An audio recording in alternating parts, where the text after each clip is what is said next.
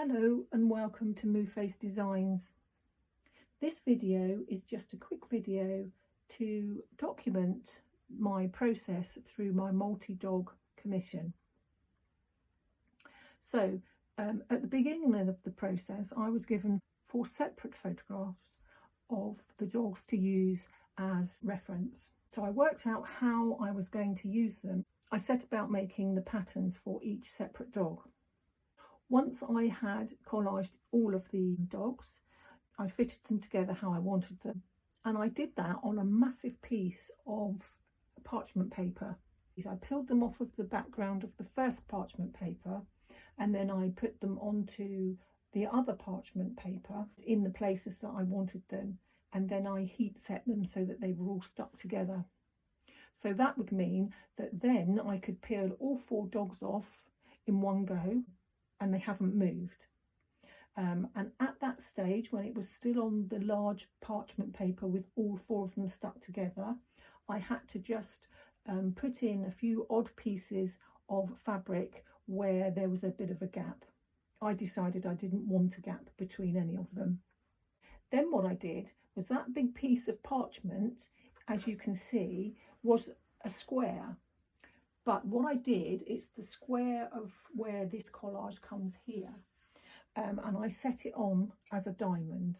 I just thought that was more pleasing to the eye. And then I used the big piece of square parchment paper to place them on the canvas to see how I wanted them to fit. So what I did was I set about sorting out what colours I wanted, and I decided that this nice red leading into darker burgundies would make every single dog pop. Then what I did was I cut, I don't know, probably about 10 pieces of different reds and burgundy fabric, and I cut them into inch strips. I made myself a template. It's just a little piece of card, and it's about 5 inches, I think, by 5 inches. So then I have got my template to work how I wanted it to look, and I think actually when you stand back that does make quite an effective background. It just gives it a little bit of interest. What I didn't want to do was have that all over the background because I think that would distract the eye, and then what I did with that is I just placed it on some cream background. The canvas, as you can see, is 36 by 36, and there's a line there where the canvas front finishes. So this bit here, this bit of fabric here, will be the bit that tucks over the side and down the back, so that when you're looking at it from the side, it will just give it a nice, neater finish. So that done, and my background on, I've then cut my batting, and what I did was I ironed it and steamed it, so it's now gone quite flat, and it doesn't feel as fluffy as it did before, but that's exactly what I wanted. I didn't want it to be all puffy. I need it to be very flat. So that cut, that's on the back, and then I've just pinned it all in place. Okay, so what I'm going to do now is I'm going to set up my sewing machine and going to start on the thread painting. Just a few basics to go through before I actually get started, just in case there's some people here watching that haven't done much thread painting. I generally have my bobbin in a neutral, a black or a white, depending on what I'm sewing. What you're supposed to do is you are supposed to have the same colour bobbin as your top thread. If you've got a machine that you can see your bobbin thread come up, because sometimes the tension on your machine might not be quite right, or it's just an old machine and it just tends to do that quite often, that's why you should have the same bobbin colour as your top thread. But I don't do that because this machine's pretty good, and it does some really lovely stitching. So luckily I don't have to worry about that too much. I always use Coats Moon Thread. The reason I like using this is because it gives a slightly matte finish, I don't want a shiny finish on my collage. That's just my preference. That's just the way I like to do things. You might like a shiny finish. With animals, I don't go around every piece. There might be some instances where I might need to, and if I want to make perhaps the nose stand out, I will just go around the edge of that if I don't think that it needs any other form of texture. But generally what I like to do is I like to thread paint the way that the fur would have grown. I think that just makes it a little bit more realistic. When you are thread painting, what you need to do is make sure that every single piece of the material has got stitches on it, especially if you're going to use it as a quilt. If I was to use this as a quilt, then obviously I'd have to make sure absolutely every single piece had stitches through it. And since I've already got a neutral colour within my machine now, I'm going to start with this dog, which actually is quite a good idea because it's fairly central. Now, this being a slightly bigger quilt, what I've done is I've rolled it up so that it sits underneath my throat of my machine. This is a V5. It's got quite a big throat on it. It has to, because it has the big frames for the embroidery machine as well. So it just makes it easier to move it backwards and forwards if it's in a roll. And the same as if I get to this bit over here, I'll unroll this, but I'll roll this bit up this side. Okay, so I think I've explained the process to you. I'm not going to sit here so that you can see all of my thread painting. We will do some together. I'll also do some as a time lapse, and then I think this is going to take quite a while to do. So, you know, we're dip in and out of it, and then you can see the bit at the end. Okay, so I've put my sewing gloves on because they have got the grip on the fingertips, which makes the quilt easier to move backwards and forwards. When you're moving your quilt backwards and forwards, make sure you've got space all around, because if it's going to get jammed somewhere, you might find that's when it will be difficult to push it backwards and forwards. So you've dropped your feed dogs, or in some cases, if you've got an older machine, you can just maybe put some tape or something over them, something that won't damage your needle, and then that'll actually stop the feed dogs moving the material for you. And because obviously you are responsible for moving your fabric backwards and forwards, side to side, round and round, or however you're doing it, you are responsible for that, not the machine. What you need to do is you just need to practice to make sure that you are consistent with the speed that your needle is going up and down. Now, you might be a person that actually quite likes to sew quite quickly, and so your needle will be going up and down quickly, but obviously if you don't move your fabric to the right speed, you're going to get tiny little stitches. And the thing is with that is if you make a mistake, you're not going to be able to undo them. If you have fairly reasonable size stitches and they're all fairly similar, it will be a complete faff, but you will be able to unpick it. If you've got a colour that is as close to your fabric as possible, if you do make a mistake, it's not going to stand out like a sore thumb. I might choose a thread that is a completely different shade, or one that is, you know, a couple of tones darker than the particular one I'm using. That is because I might like for the actual thread painting to show a little bit more and stand out a little bit more. So, you know, depending on what you're doing, you can vary the effect by the size of the stitches, the colour of the thread, etc, etc. All I'm doing here is I've chosen this particular piece, this shape here, and I'm just making it look a little bit like fur. So yes, they're sort of like fairly straight lines, but obviously they're going to have a little bit of a kink in them. I have now got my foot hard to the floor, and as you can see, it's not going very quickly. This is quite a nice speed for me. Some people, like I say, like to crack on with it. I can't get my fabric to move that quickly, and also I end up stitching where I don't really want to stitch. So this is probably the best way for me to do it. Now, when you're doing it on a quilt, when you stop, you are supposed to leave a long piece of thread, and then you push it through to the back of the quilt and then tie it off. I don't do that. The fact that these are, most of mine go on canvas anyway, what I do is I just keep it in one place and go up and down, and that now, as far as I'm concerned, has locked that stitch in. So that just means that I don't need to worry now. That has secured that now. So even if I was going to use this as a quilt and wash it, I haven't got any worries that my stitching is going to come undone. So I tend to do fairly slow and steady when I'm doing my thread painting. If you do it a lot quicker, that can give you some really nice results. It can make it look like you're sketching, and particularly on some applique patterns, that looks absolutely brilliant. I don't think it's the right type of thing to do for my collage. I don't really want them to look sketched. That's why I don't do it. But as I've said, generally everything tends to run away with me, so I'd much rather do it slightly slower, a bit more steady and a bit more controlled. This bit here, I'll just go this like this. I don't like to do my thread painting too dense.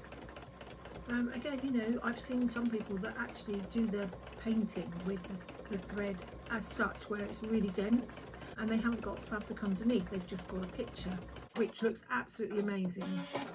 I don't want to cover up my fabric, I just want to enhance my fabric. And the other thing is just try to be really relaxed about it. I know that's easier said than done, because let's face it, I've put a lot of work into this, and if I was to do something that I think would spoil my collage, I would get very tense about it. So I've always started on smaller projects and built up my confidence, and it shows in your thread painting. Your quilt will go where you want it to go a little bit easier, and you will get the results you're looking for. What I do as well is I will make sure that I can pull my thread through, which means my feet have to be up. When my feet are up, none of the discs are engaged, which means this comes in and out very easily. And what I tend to do is when I'm looking for a colour that it matches, I pull it out like that, and then I sort of bunch it up on top of that piece of fabric, and I can see that that's quite a good colour. So I'm just going to move over here. I've done a piece here and I've done a piece here, and now I'm going over here. We're still within the same ballpark, and then I will try and fill in the ones in between before I move on too far. But when I'm doing thread painting like this, I do tend to go all over the place, and I've never had any problems of my quilts rucking up. But I tend to be really careful when I'm thread painting and stuff, that I keep everything flat and I make sure that it's always flat. Just have a quick look. That looks like it's going to grow that way, so just turn it around a little bit. Oh,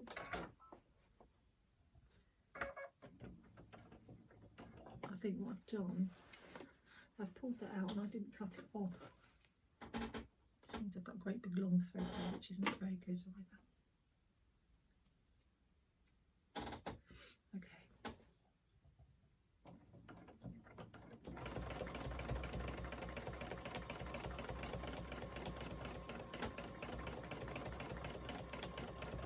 Now I'm finding that because this is a bigger quilt, you can feel, you get a bit of resistance on it when you're trying to move it in a certain direction. And I think I'm just going to have to see if I can work out a little better way of moving my quilt backwards and forwards without getting it stuck somewhere else. I do have a quilting table. It's an extension table that goes on this machine. It just means that everything is all the same height, so it doesn't drape down here, which sometimes could cause the reason of it not moving backwards and forwards. I just want to get as much of it done before, because it is a pain having to keep changing colours, especially when there's so much to do. But you've spent all this time doing everything else properly, so I should really do that as well.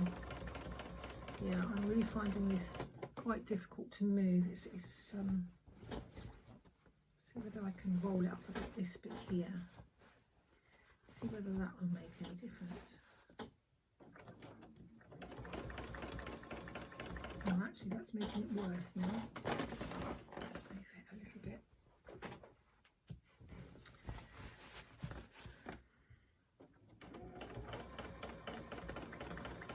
I think I'd really struggle if I didn't have the gloves on. I'm sorry, I've moved the camera again. I seem to be having a bit of problem with my light on here. No problem with my light, it's showing up really beautifully. My work, I can see it really clearly, but I have noticed that it's leaving a really bright feedback from that dog. Perhaps it's because she's such a light colour. Perhaps when I get to do one like that, yeah, it's not quite so bad, is it? I think what I do, I think for the moment, if I put this on time lapse, we can get past this dog and perhaps move on to another one where it's not quite so glaring.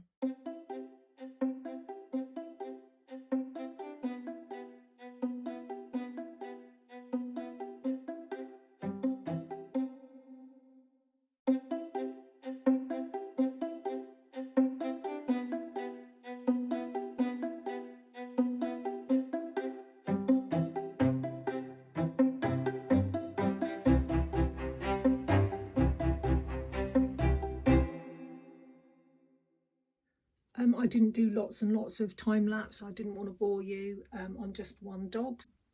I've now finished this dog, and you can see, I'm sure, the difference that that has made to the dog that's collaged without the thread painting. The dog with just the plain collage is lovely, and you could leave it like that if you wanted to, especially if you were just going to put it onto canvas. But I just think that this just takes it up another level, doesn't it? That's my opinion. So that's the first one done. That has taken me a long time to do. And now I think, to give myself a bit of a break from doing the dogs, I'm probably going to do this top part. So I've changed the foot now on my sewing machine, as I'm not going to free motion this, I'm going to do straight lines. Although I can do straight lines, or fairly straight lines with my free motion, I want this to be straight, so I'm going to use the sewing machine in the right way. So my feed dogs are up now. There was only just one thing that I did think about mentioning, is that because I've been moving my quilt about a lot, and there's a lot of small pointy pieces on here, they do tend to lift a little bit, just on the edges, this bit here in particular. So what I do is I have a pen, and it's a glue pen. It's got blue glue in it. Don't panic, it doesn't stay blue, it dries clear, and it's a sew line one. So all I do is I just stick them down like that. I could get my iron out and reheat it and stick it down, but it's, you know, takes too long. So that's just a simple way of doing it, just to re-stick the pieces down, and then I can safely thread paint those without them flipping over. But since we're not worried about that at the moment, see, there's another one there, look. Unfortunately, with something like this, where it's being handled a lot, and because it's such a big quilt and I'm having to roll it up and unroll it, the little pointy bits do tend to unstick themselves. So yeah, it's good to have one of these by your side. Okay, so I'm going to put it on time lapse now so that you can see what I'm doing.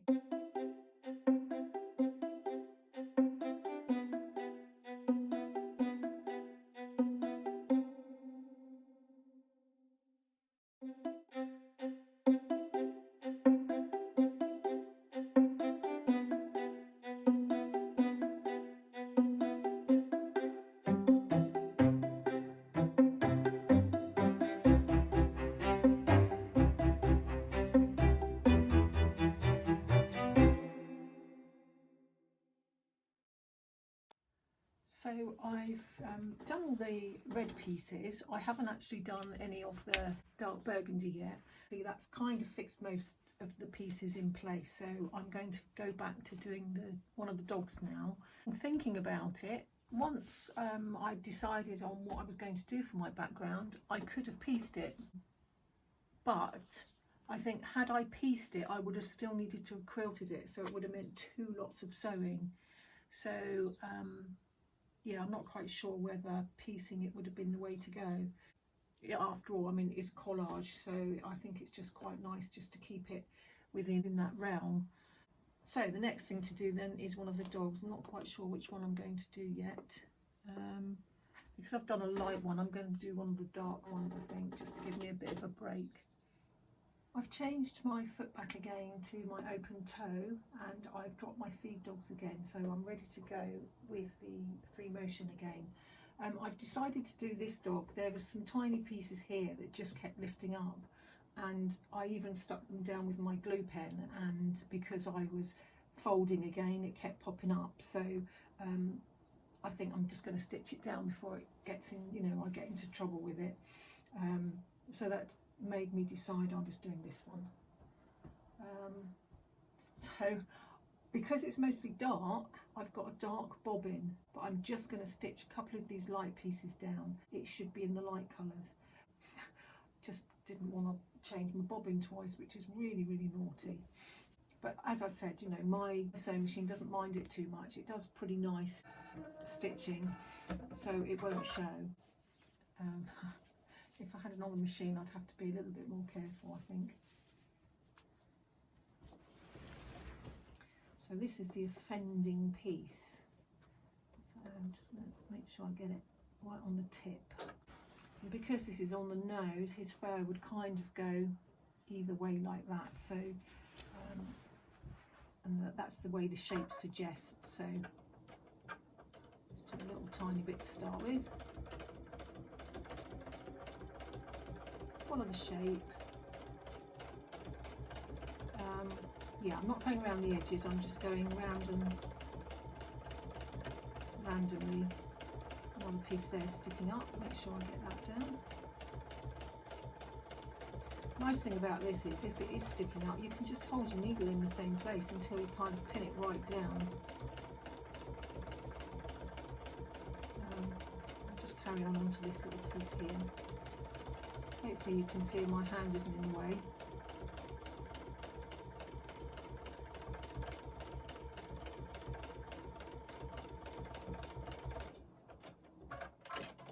Let's have a quick look at that.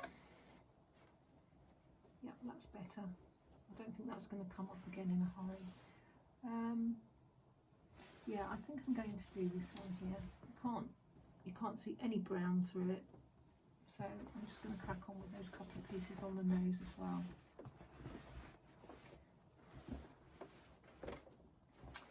I think I'm playing with fire really.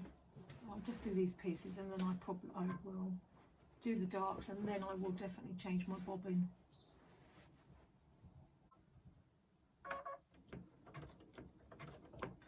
Oh, it's gone into zigzag. I found that because it's such a big quilt, it tends to do that. It keeps changing things on here. I don't want zigzag. I want straight. Although I do know some people do zigzags when they are thread painting, and again that looks very effective. I just don't do it because I need a bit more practice with it, I think. I don't want to I want to stick with something that I know that I'm okay at when I'm doing something like this. But I don't think I would do that for the first time on something that is so precious and has had so much time put into it. Oh, that's better. I'm much more comfortable with that.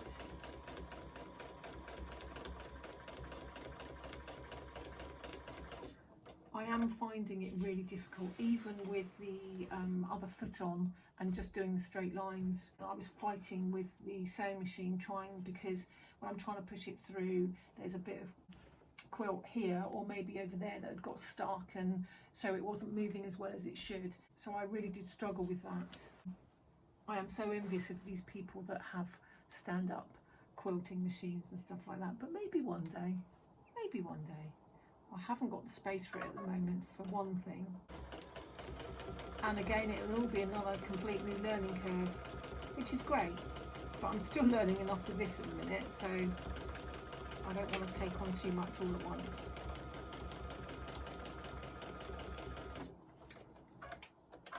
Right, let's just give those pieces around there a little piece of texture. Actually, I'm not happy with that. I'm going going to redo that bit or add some bits into it, I think, more to the point. I think that's the thing really, if you're going to thread paint, probably err on the side of caution and do less thread painting, because you can always fill it in afterwards if it's not quite right. And the danger is if you start off doing something really heavy, then you'd have to continue like that through the rest of the quilt, whereas if you are a bit lighter on it, you can always fill in afterwards if you're not happy with it. I know that sounds really obvious, but the very first few quilts I did were very, very dense quilting, and it took me a long time to par back on it, but now I'm so much happier with the results. Let's do the darker ones then. Choose one of my many colours. Ah, that's quite a nice one to go with that, isn't it? So I can do all of that colour, and there's lots of that.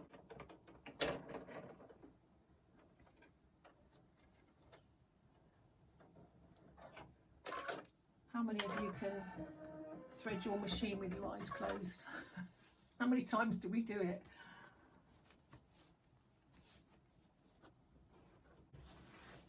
Now, again, this is around the nose, so his fur would go down this way here, and then on this one they would kind of go up and around here.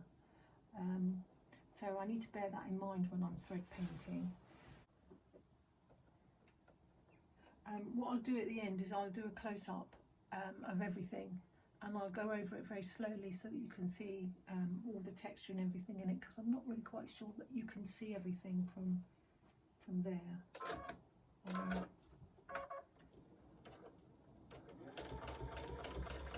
When I've got a big shape, what I tend to do is go straight down the middle of it, and then I work back from the middle to one side, and then do the same on the other piece. And then you can just kind of go with the flow of the shape of it.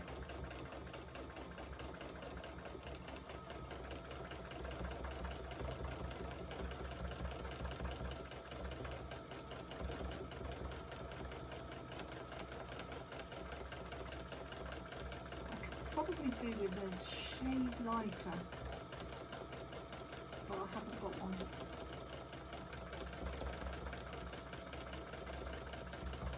Okay, so that's all 4 dogs done now.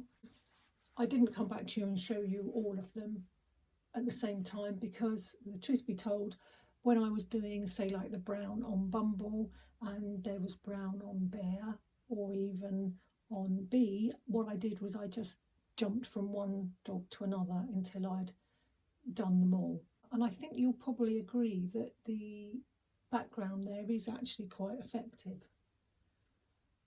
I'm not quite sure whether you can see the thread painting in this, so I will go a little bit closer so that you can see it.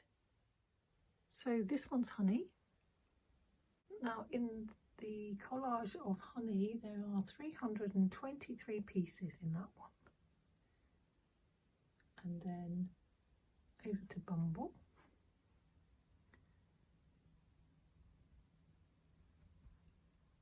I thought his mouth turned out particularly well. Bumble, there were 458 pieces. He's got a little bit more detail in him. And then we'll move down to Bee. So in Bee there are 328 pieces.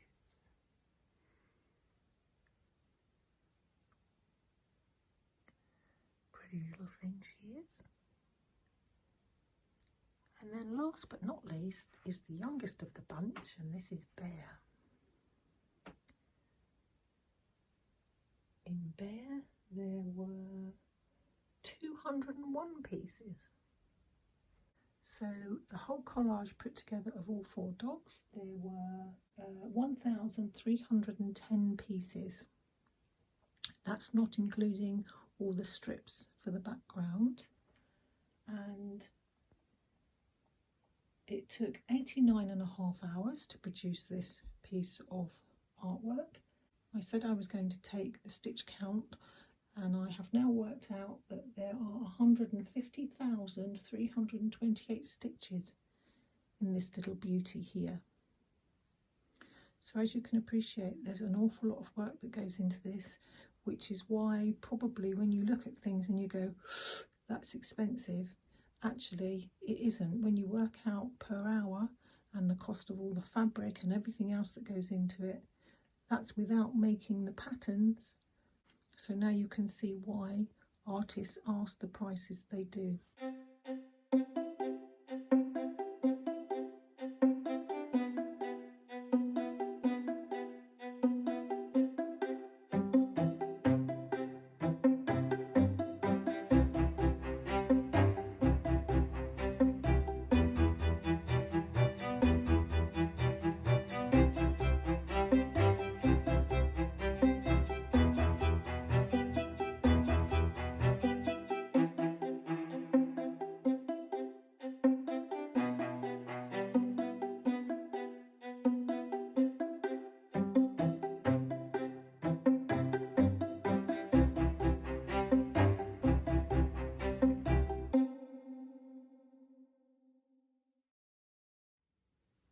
So I hope now that I've given you some inspiration and maybe a little help along the way if you are brave enough to tackle a multi-item collage like this.